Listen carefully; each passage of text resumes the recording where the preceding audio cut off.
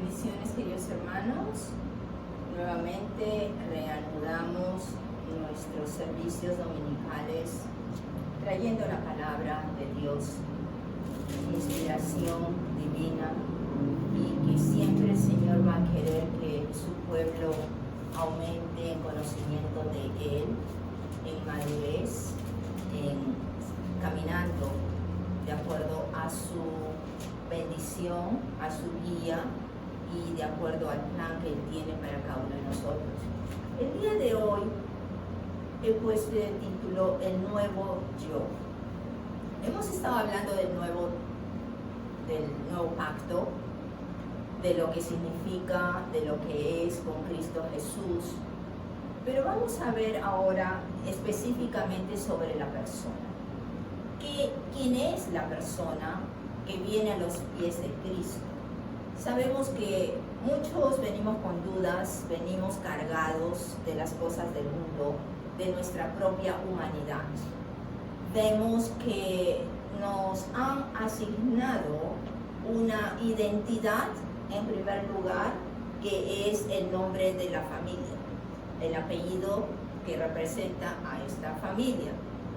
Bueno, sabemos que en Latinoamérica usan dos apellidos, pero de todas maneras lo que identifica a esta familia, ¿qué es? Es la crianza. ¿Cuál es la crianza de los niños? Es la influencia de los padres sobre sus hijos. Cómo quieren que piensen, que actúen, que manifieste esa representación de la familia. En la comunidad no es nada diferente, porque tenemos la influencia de la cultura. La cultura ya sea del país o ya sea de la comunidad misma. Cuando estamos hablando de la iglesia, aún creyentes que se dicen vueltos a nacer, tenemos o tienen muchos todavía influencia del antiguo yo. El volver a nacer quiere decir que hay un nuevo ser en ti, en el espíritu que va a gobernar tus acciones, tus pensamientos, tu corazón, tus deseos. Pero cuando decimos que muchas veces regresan al antiguo yo, es porque la influencia del yo anterior, al volver a nacer, todavía está dominando, todavía está vigente en cada uno de nosotros. ¿Cuándo es que ocurre realmente este cambio? Hemos estado hablando, y en nuestro viaje también, hablamos siempre de que es importante estar consciente que venimos a los pies de Cristo y nos sometemos a su voluntad. Nos sometemos a lo que Él quiere llenarnos, cómo llenarnos y lo que quiere hacer con nuestras vidas. Pero muchas veces lo decimos de palabra, muchas veces actuamos por impulso, por un momento, pero luego nos olvidamos y seguimos caminando en el antiguo yo. Deseamos cosas que se supone que con el espíritu nuevo estamos entonces en transformación, estamos cambiando. Muchas veces ni nos damos cuenta que estamos en ese cambio, en ese proceso. Pero todo depende de cada uno. ¿Cuánto realmente nos hemos sometido a Él? ¿Lo dejamos actuar o decimos, Señor, yo me someto a ti, pero todavía voy a seguir caminando de esta manera? Todavía voy a seguir haciendo lo que hacía antes. Todavía me atrae y me gusta estas otras cosas del mundo o de otras cosas que sabemos que poco a poco eso el Señor, el Espíritu, si lo dejamos obrar, va a limar, va a retirar de nuestras vidas. ¿Y por qué lo hacen? Porque sencillamente son cosas que no agradan a Dios o no le sirven de la manera que Dios quiere que le sirvamos. Si hemos entregado nuestro ser interior, quiere decir que el cascarón es lo único que vamos a ver, que camina, pero con un ser interior diferente, nuevo. Esta identidad es lo que vamos a ver ahora. Veamos nuestra lectura de hoy en Romanos 7. verso 9. Y nos dice en la Reina Valera, y yo, es el apóstol Pablo hablando, y yo sin la ley vivía en un tiempo, pero venido el mandamiento, el pecado revivió y yo morí. ¿Qué nos está hablando? De un morir y un revivir. ¿Cuándo se muere? Cuando mueres realmente estás muerto, quiere decir que ya no tienes acción, ya no tienes deseos, ya no tienes palabra. Y el revivir, estamos reviviéndonos, renaciendo de nuevo en Cristo Jesús. Él es el que va a habitar en nosotros y nos va a dar la vida, nos dice su palabra. Entonces, si hemos muerto realmente a todo lo que antes yo tenía y ahora soy más que un cascarón, en este cascarón habita el Espíritu Santo de Dios, que es parte de Jesús y parte de Dios Padre. Entonces tenemos esa guía, esa dirección. Pero podemos preguntar, ¿pero por qué todavía me atrae otras cosas? ¿Por qué todavía estoy manifestando estas otras direcciones, estos otros caminos? Sencillamente porque no nos estamos sometiendo completamente a Él. La gente muchas veces tiene dificultades sobre esta naturaleza de volver a nacer. Los deseos del corazón saltan muchas veces. ¿Por qué? Porque la naturaleza anterior que tenía el pecado, como nos dice el apóstol Pablo en el verso que hemos leído, va a pelearla. Porque el espíritu que pone Dios y la carne, que es la que va a dominar el pecado, no van de la mano. Se encuentran una a otra en diferente camino. La influencia va a ser todo dependiendo de cada uno. Lo dejas obrar y quitas a las cosas antiguas. Ahora, cuando digo quitas las cosas antiguas, no me refiero, y muchos piensan, soy yo la que voy a decir no, y a esto sí.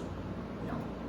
Nosotros con nuestro propio esfuerzo no podemos quitar nada, ni los pensamientos de nuestras cabezas. Es solamente por el sometimiento a Dios, que si le dejamos obrar, le decimos, Señor, quita esto de mí, quiero servirte a como tú quieres, hazme instrumento tuyo. Son de tantas maneras que podemos someternos a Él, lléname de ti y quita lo mío. Entonces realmente le estamos abriendo la puerta e invitándolo a que entre y obre en nosotros, porque le estamos dando esa autoridad. Ahora, esta carne no es fácil de controlar si es que no hacemos eso. También es importante, la clave para llegar a este punto es la fe, porque todo creyente en el nuevo pacto nos movemos por fe. Pero la fe, ¿en dónde está puesta? La fe no puede estar puesta en lo que tú haces, en lo que vas a hacer, en tu decisión que ya viniste a los pies de Cristo. No, la fe es solamente en la cruz, como nos dice, vayamos al siguiente verso de Gálatas. Gálatas 2 y verso 20. Nos dice, con Cristo estoy juntamente crucificado, y ya no vivo yo, mas vive Cristo en mí. Y lo que ahora vivo en la carne, lo vivo en la fe del Hijo de Dios, el cual me amó y se entregó a sí mismo por mí. Está diciendo el apóstol Pablo aquí que ahora yo he muerto en esa cruz junto con Cristo. Y si he muerto, entonces ¿por qué ahora estoy decidiendo por mí mismo? Que si me he entregado a Él, debo dejarlo a Él obrar por mí. Y Él va a vivir en mí, como decía en este cascarón. Y entonces ahora, por fe en Él, por fe en el Hijo de Dios, que me amó y se entregó por mí, hizo su sacrificio en mí por mis pecados en la cruz, tomó mi lugar, ahora Él se manifiesta a través mío. Recibo yo los privilegios del reino de Dios porque Él era el Hijo perfecto de Dios, un humano sin culpa, un humano sin pecado. Por consiguiente, ahora me está dando su posición en el Espíritu y Dios va a obrar a través mío para bendecir a otros, ya sea en poder, ya sea en palabra, ya sea en oración, etc. Entonces, la fe tenemos que ponerla o dirigirla hacia la cruz, el sacrificio de la cruz. Y solo allí es que reconocemos que Dios nos da esa fuente de poder que va a obrar lo que Él quiere, de la manera que Él quiere, a través nuestro. Cuando muchas veces gente dice, a ti te escucha Dios, tus oraciones son efectivas, tienes un poder en tu oración, en tu palabra, Dios no tiene favoritos. ¿Qué es lo que ocurre? Sencillamente que Dios quiere tener una relación íntima con cada uno de nosotros. En esa relación es que se fortalece el poder de Dios y nosotros lo dejamos obrar. Si no tenemos esa relación, entonces no vamos a poder escuchar la voz de Dios. Y si tú oras, va a ser un monólogo. Solamente va a ser una vía de ti hacia Dios, pero tú no vas a oír su voz, no vas a escuchar lo que el Espíritu Santo quiere dirigir, cómo quiere dirigirte, o lo que quiere revelarte, indicándote o abrir el conocimiento de lo que estás leyendo. ¿Cuántas veces el Espíritu te dice, no vayas por acá, anda por allá? Tienes esta persona delante y tú sientes, no sabes cómo, recibes en ti, en tu corazón o en tu mente, conocimiento de lo que está ocurriendo con esa persona que nunca la has visto antes en tu vida. Todos estos son dones del Espíritu de Dios que viene solo por la relación a través de ti con el Padre Celestial, a través de Jesucristo, nuestro Señor. Cuando decimos entonces esta identidad nos da la identidad de Jesucristo, su Hijo. Mucha gente pretende o quiere llegar a la santidad, porque dice, oh, si soy santo, voy a complacer a Dios. Si soy santo, Dios me va a mirar más, se va a comunicar más conmigo. No es lo que nosotros hagamos. Nunca. Eso no va a hacer que Dios te mire más, ponga atención en ti, en tu persona, en lo que hagas. Dios no te va a amar más porque eres santo. Dios ama por igual a todos y no tiene favoritos. Pero cuando tú le hablas a Dios y Dios te responde y tú puedes oír su voz, es cuando realmente tú sientes esa experiencia y sales del yo. Dejas ese yo que estaba antes gobernando y dejas que Dios actúe en ti. Gloria a Dios. Gloria a Dios. Hoy en día es muy común escuchar del robo de identidad, ¿cierto? Así se dice, robo de identidad.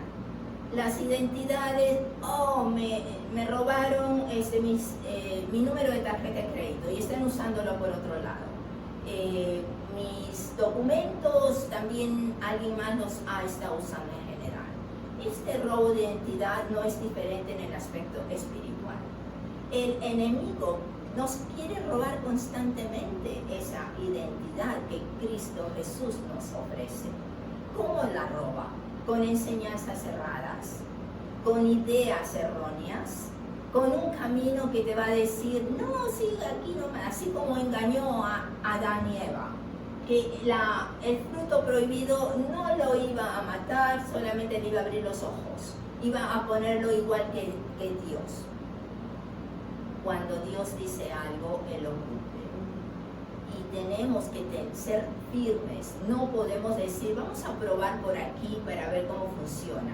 Sabemos que cuando estamos fuera del camino de su luz y su protección, nada va a funcionar, nada va a estar bien, porque la palabra nos dice que todo trabaja para bien aquellos que aman a Dios para su propósito, para darle la gloria a Dios en primer lugar, pero por el plan que tiene Dios perfecto para cada uno de nosotros.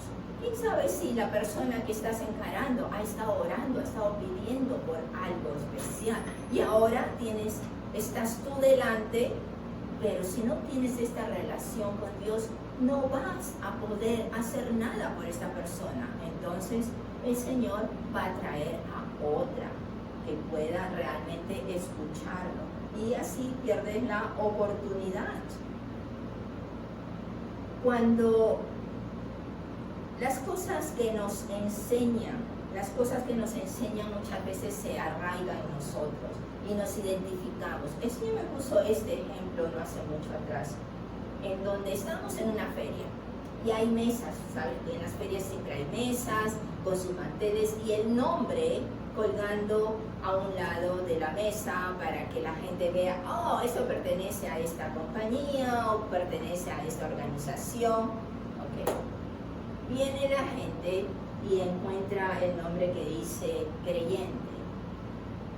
Entonces, cuando se acerca alguien a preguntar de qué trata tu organización, ¿qué le vamos a decir? ¿Creyente? ¿Creyente en qué? ¿Creyente qué hacen? ¿De qué trata? ¿A quiénes beneficia? ¿Cuáles son los requisitos para entrar a tu organización? Etcétera, etcétera. Entonces, si no nos documentamos bien lo que trata de lo que significa ser creyente en la obra de Dios, en el Evangelio, no vamos a poder representar a nadie. Tenemos que empaparnos primero, tener la experiencia y no estar leyendo constantemente de lo que trata la organización, porque quiere decir que ya lo crees. Si lo hablas directamente, quiere decir que ya aprendiste tu lección y lo crees, porque de la boca, del corazón, habla la boca. Así, cuando nosotros vamos a representar a Cristo Jesús, tenemos que saber exactamente qué decir. Tenemos que vernos que sí, Él es la cabeza y Él es el que me mueve para hablar las palabras que salen de mi boca. Porque el Evangelio, conocemos que son las buenas nuevas. Pero ¿cuáles son las buenas nuevas? No quiere decir las nuevas del día de hoy, no quiere decir las nuevas que esperas de la comunidad o de lo que vas a salir de alguna enfermedad. Las buenas nuevas, primero tenemos que entender que alguien tomó el puesto tuyo de acusado, condenado a muerte, alejado de Dios de por siempre, en la tierra y en el cielo, en el espíritu. Condenado ha sido Jesucristo por ti y por mí. Y esto es algo que muchas veces se habla, pero no se siente, porque no es tomado con la intensidad y el concepto real de lo que significa.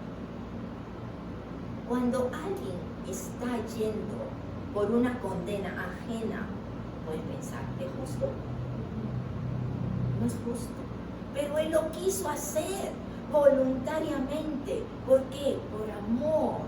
Por amor a cada uno. Ese amor que no se entiende. Podemos decir, si Él lo decidió, Él quiso, ya, ¿a quién benefició? A ti, a mí, a cada uno, individualmente. No pienses colectivamente. La salvación que nos ofrece es individualmente. Es en cada uno en particular. por los pecados que tienes, que hayas cometido. Aún ahora, muchas veces cometemos pecados sin darnos cuenta, le damos la espalda, porque la palabra nos dice que si no haces el bien pudiendo hacerlo, ya pecaste. Que si piensas, y eso lo dijo Jesús en su ministerio terrenal, que si piensas y en tu mente deseas algo malo a alguien, ya cometiste asesinato. Son cosas más allá de lo que puedas hacer con tus manos. Con el corazón y con la mente pecamos constantemente. Y así con los ojos y los oídos también, lo que oímos y lo que vemos. Como nos dice en Corintios que si ocurre eso, debemos sacarnos los ojos, debemos cortarnos las manos. Imagínate, en el mundo tendríamos gente, la mayoría, o casi todos, si no son todos, deformes. Sería solamente una masa sin brazos, sin ojos, sin orejas, y sin piernas. ¿A dónde caminamos? Es que no es literal. Lo que está diciendo, somételo a la voluntad de Dios. Pero nuestra decisión es, Señor, aquí estoy. Y de ahí para adelante, Él es el que va a controlarte. Él es el que va a dirigirte, no tú mismo. En el caso de Gálatas, a partir del verso 11 para adelante, cuenta una historia en donde Pedro está hablando y compartiendo una mesa con gentiles. Sabemos que en esa época y por la tradición judía, los judíos no podían combinarse con gentiles. Gentiles son los no judíos. Pero él estaba ampliando su nivel social o sus relaciones cuando estaba visitando Antioquía, porque ya le había pasado la experiencia con Cornelio en Hechos 10, en donde él da cuenta de que ve que Dios no tiene acepción de personas. Igual para uno que para otro, Dios va a derramar su espíritu porque quiere ofrecer la salvación a todos, sí, por igual, sea cualquier color, sea cualquier raza, cualquier lengua, en cualquier sitio del mundo. La salvación está ofrecida a través del Evangelio. El Evangelio, que es la crucifixión, la muerte de Cristo, la sepultura y la resurrección. Que por su resurrección es que vivimos y tenemos la promesa de la vida eterna. Pero ¿qué pasa con Pedro? Entonces Pedro está con toda esta gente almorzando o cenando. La cosa que llega de Jerusalén un grupo de judíos.